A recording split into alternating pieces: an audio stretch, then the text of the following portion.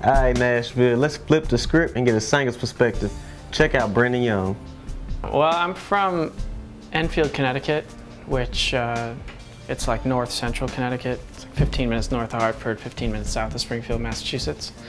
And I went to school at Pioneer Valley Christian in Springfield, Mass. And I've lived in Nashville for 7.5 years. I got involved with the music industry, I suppose I've been doing it professionally, if I can use that word, for about 3 years. When I moved here, I had never written a song. I'd always sang other people's material. And so I moved here, I taught myself how to play guitar, and I just practiced. I would sit and close the doors in the bathroom and sit and practice guitar till, 1, 2 in the morning and start making up songs. And I did that for about 1.5 years. And then I just started playing shows, just acoustic shows, opening up for other people. And one thing led to another. When I moved to Nashville, I decided I'm not gonna really knock on doors. I'm not going to self-promote. I'm just gonna make music. And if the music, at least the way I felt about it, if the music was good enough, people would come. They'd come if the first time, then they'd come back. And so, I don't know, it's just the way it's worked for me. And then I just, as people started getting involved on a professional level, be it management or publisher or anything else, it just kind of, I don't know, it just kind of happened. The snowball just started rolling. When Craig King called me and we met over coffee and he told me about the project, I thought it would be a great opportunity to work with some new people, work with Craig, and hopefully help some people out. I've never done a project like this. I've never sang on a track like this. My music is very different from the song that we just recorded, but that being the case, it's always good to stretch yourself, to try something new.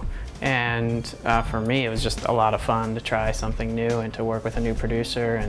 And Craig is obviously, his resume speaks for itself. He's a talented guy, so it was really great to work with him. I've been asked what advice I would give artists, I think in every interview I've ever done. And I think my answer is always consistently, stay uncomfortable.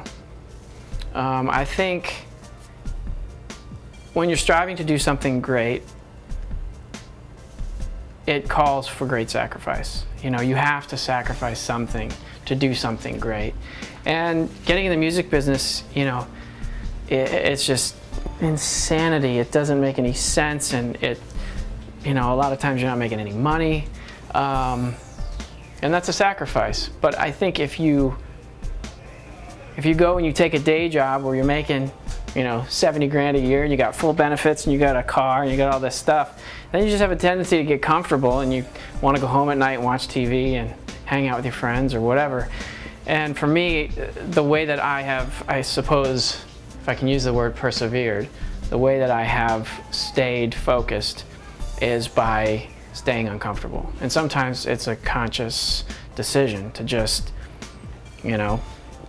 maybe I don't take a job where I could be making better money or whatever. But every day staying focused on writing songs or practicing or whatever that next step is, staying uncomfortable seems to me that's the only thing that's worked for me. And the love of music. Usually the groundbreaking stuff is all done by young people. And so if young people are using their creative abilities, whether it be in music or theater or it can be paint on canvas, to affect positive change, then I can't see any way that change won't happen in some form or fashion.